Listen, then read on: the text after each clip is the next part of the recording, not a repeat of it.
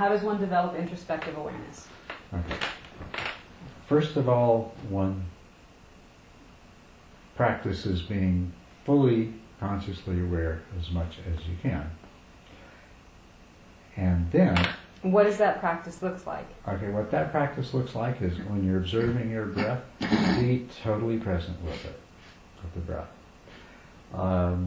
Recognizing that it's not a good idea to get too absorbed with the breath before your mind has reached a certain stage in the training, because at that point your mind will be very vulnerable to being hijacked by some other idea or thought or sensation that comes along, or by dullness. Recognizing that, then you be fully present with the breath and be fully present with what else is going on in your mind at the same time. So I'm sitting here watching my breath. You know, there's the beginning, the middle, the end. These are the sensations that make it up, but I'm also aware of, you know, the occasional sound that penetrates into my awareness, occasional bodily sensation, like the back of my neck starting to ache a little bit, and every now and then that gets through. So I know these things are there. I have these thoughts like, what the hell am I doing this for? And I notice when that thought is, and I leave them in the background because I'm staying present with the breath. But things... How do I do that? Well, it's... you just, you know what you're trying to do, and then you practice doing it. So, like, you know, can you look at my hand and still see my face? Mm-hmm. Yeah, well, and vice versa. Yeah. Yeah, you can. And you can look at me and still be aware, not in focus, but of Nancy and Allegra and all kinds of other things. Your mind's the same way. Your attention can be focused on one object, and it can try to do so to the exclusion of everything else, or while being quite focused on it, it can also take in other things. And it can take in either more or less of the other things. Now, so Thursday morning, I have an experience of introspective awareness, finally, where my breath, I'm focused on my breath, but it's out here. So usually my breath is like, in terms of my awareness, it's like narrow. Right. And so all of a sudden I won't see the thing that's coming that's displaced it, and there'll be something else there, right.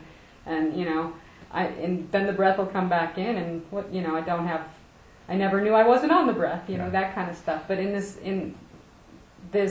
experience, my breath was out here. It was like, this is introspective awareness, because I could see everything. It's like the thoughts I could see them over there. It's like, I go, if this is how it'll be really easy. But how do, you know, so that my question is, that just arose spontaneously. It lasted a half hour, and then the next, you know, it's like, okay. Okay, now that's really good. That's really good. It's not quite introspective awareness, but we're getting there. It is, you know, it is rather the... And I could see the whole, I had the whole, you know, the whole room too. It was like, wow, look, I can have my breath, and I'm aware of everything, you know, the wind and the birds and whatever, all at the same time, which was really kind of, it's like, this is easy, I could do this all day. So that's really a really good experience, and you can work with us to get this a lot clearer.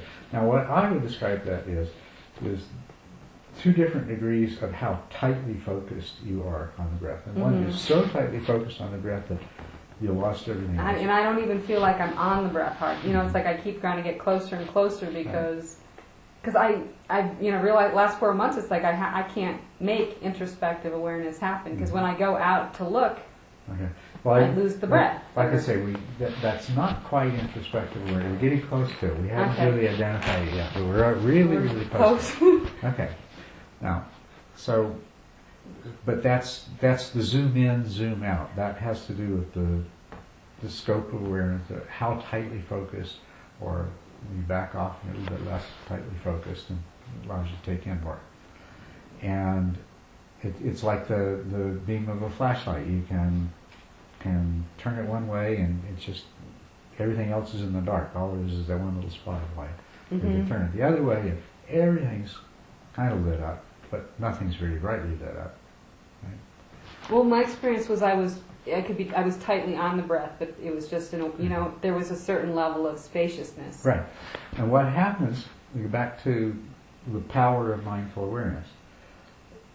when your mindful awareness is not very strong, it's like the weak flashlight beam, and if you spread the beam, then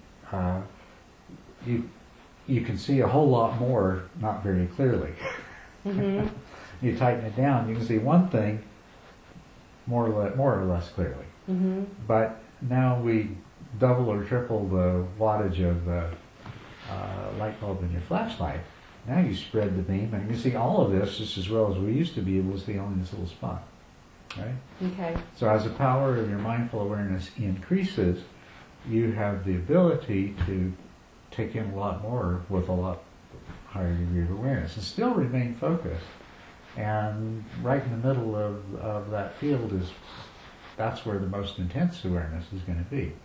You know, the further you get from there, the fuzzier it gets. Mm-hmm. Now, I'll give you the classical definition of introspective awareness. The term that I translate as introspective awareness. Sati is the word that means fully conscious awareness or mindful awareness. Sati sampajana is the solid term that means, that's what I describe as introspective awareness. So you go from sati to sati sampajana. And the definition in Pali of sampajana is knowing exactly what's going on, why it's going on, and whether it's supposed to be what's going on in your mind. Mm-hmm. Okay? So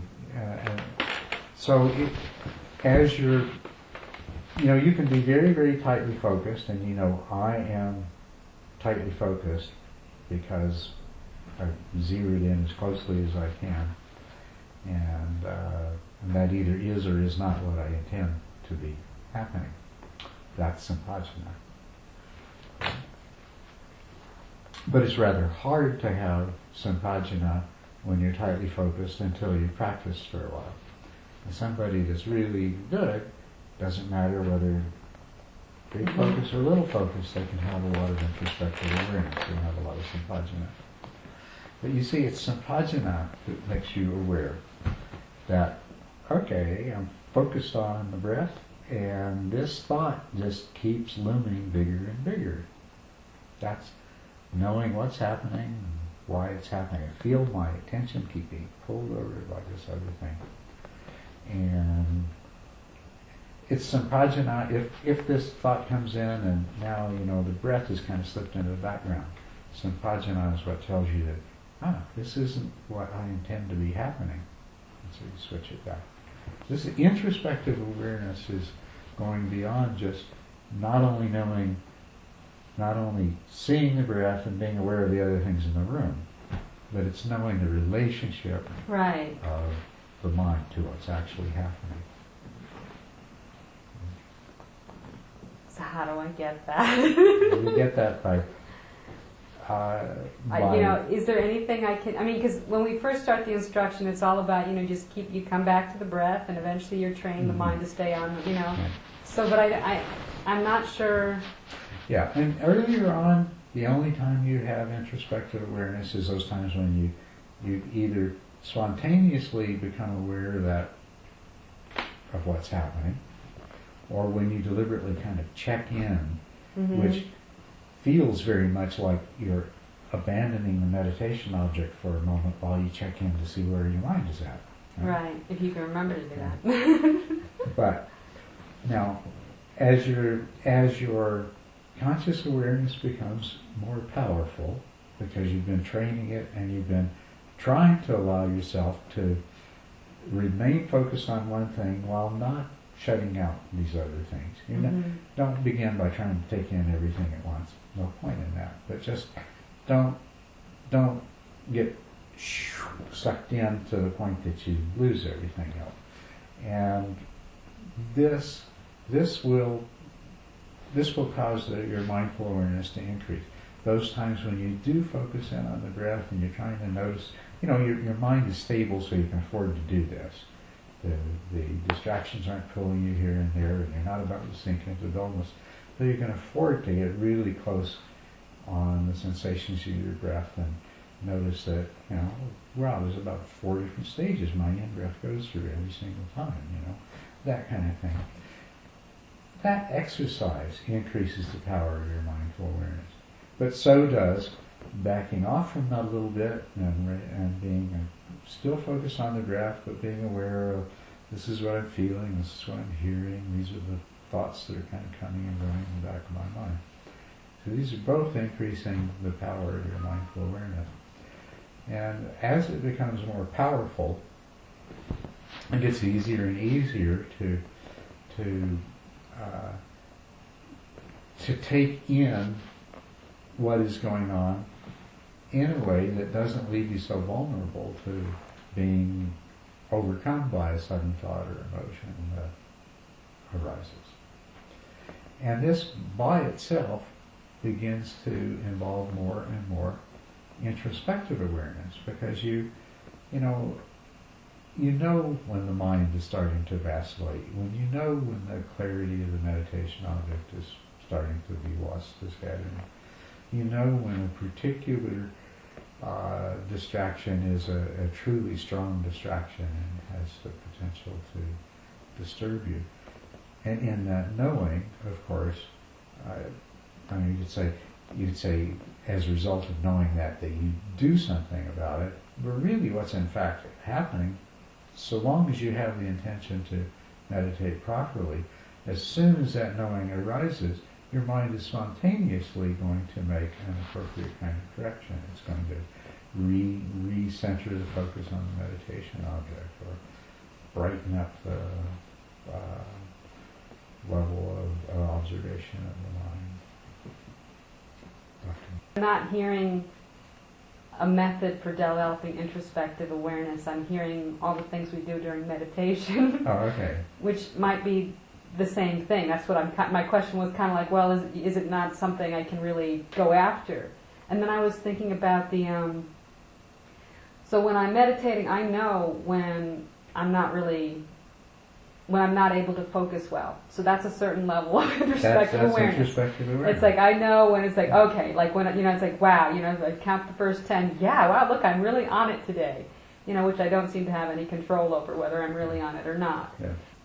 It's interesting because I'm becoming aware of if I'm on it. There's some edges, I guess. Like a thought will come in, I won't be aware that the thought came in because I think I'm still on my breath. And my breath will actually, I'll become agitated because part of me, I'm assuming, part of me knows that I want to be on my breath. Hey, you're not, so I'm thinking something and I'm agitated because I'll actually start breathing heavier. Until my breath tries to break through. Yeah, great. And so it's like, okay, so that, I guess that is a level of introspective awareness, but it's just not, I don't have any control. It's like, I'm aware that it's changed. So there's a process that's helping me stay concentrated. That's right. And I'm aware of that process, but I don't feel like, I don't have that spaciousness where I could actually, what you described.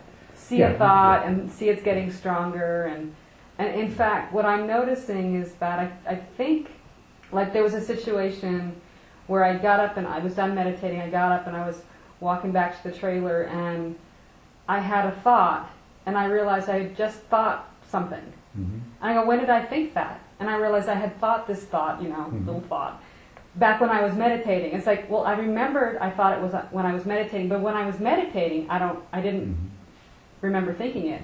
I wasn't aware that I had the thought. So I was trying to figure out, well, where's my introspective awareness? I can keep the thought, remember it later, and not be aware I had the thought during meditation at all. I'm like, I didn't remember thinking that at all. And so I'm wondering if you have any, what's going on there?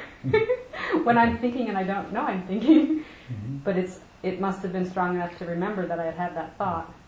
Yeah, well, we said edges, and that's probably good. You see, even while you're not, well, if we just look at the nature of thoughts that are in the periphery of your awareness, So is that one of those? Did I have a whole thought? See, I thought it had to be a gross distraction to have actually a complete thought. You can have thoughts that are in the periphery of your awareness. That I actually think them all the way through? And you can actually have thoughts that you think all the way through that aren't even within the field of your awareness at all, but suddenly the result of that thought will pop into your mind, and oh, when did I ever figure that out? You know, so they're because it's shifting. Because I keep trying to figure out, do I have the object primarily there, mm-hmm. and so that means I was actually mostly on the breath when mm-hmm. that thought was happening, mm-hmm. and so I think there's a lot of that going on where I'm mostly on the breath now, and the thoughts are, but I was, because they were complete thoughts. Mm-hmm. I thought they were in center stage. Yeah. So that's kind of shifting. Those thoughts can complete themselves without having to be in center stage. Damn those thoughts. And those thoughts can complete themselves even when you're not aware of them at all. And remember them later. It's That's like, right. wait. Yeah. There's so much going on in your head that conscious awareness is oblivious to. But it often pops up later. And sometimes it registers and sometimes it doesn't. But yeah, introspective awareness is the degree to which you know what's going on in your mind, and it will increase, and you'll experience that you know a lot more of what's going on in your mind than you had previously been used to. And you know, that's a really good thing. But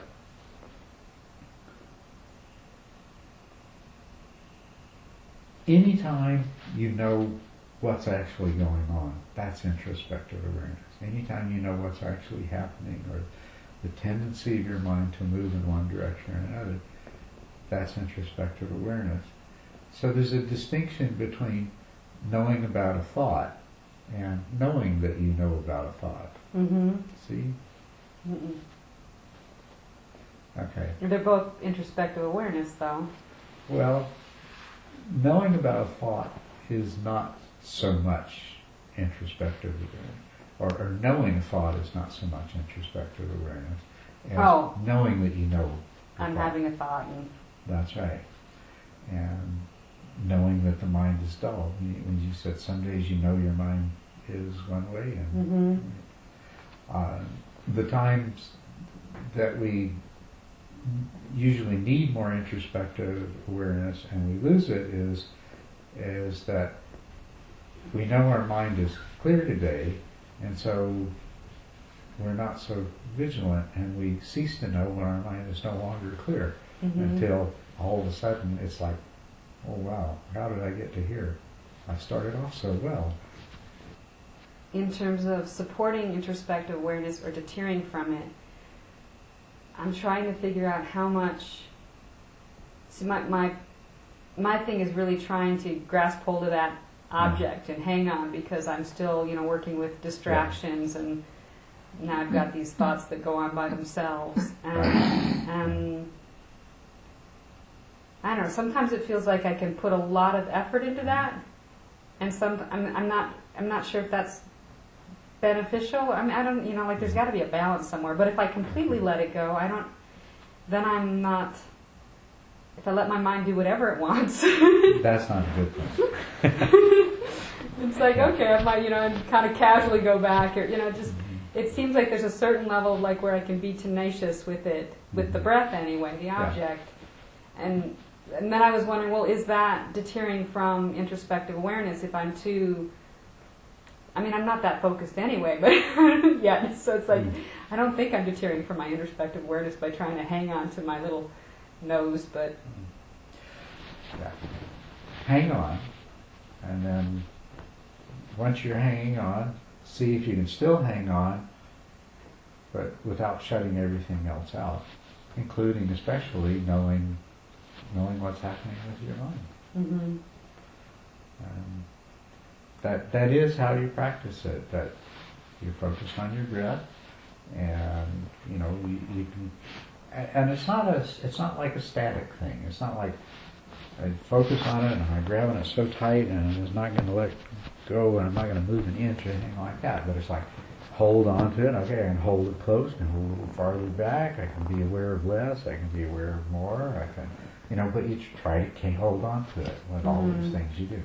I can be aware of this and my mind being aware of this. I can be aware of this by myself. I can just be aware of my mind, and I start to lose this, and I can grab it back again. It sounds so And it's a impossible. lot less boring than just sitting there trying to hold on to your breath. It becomes a lot more interesting.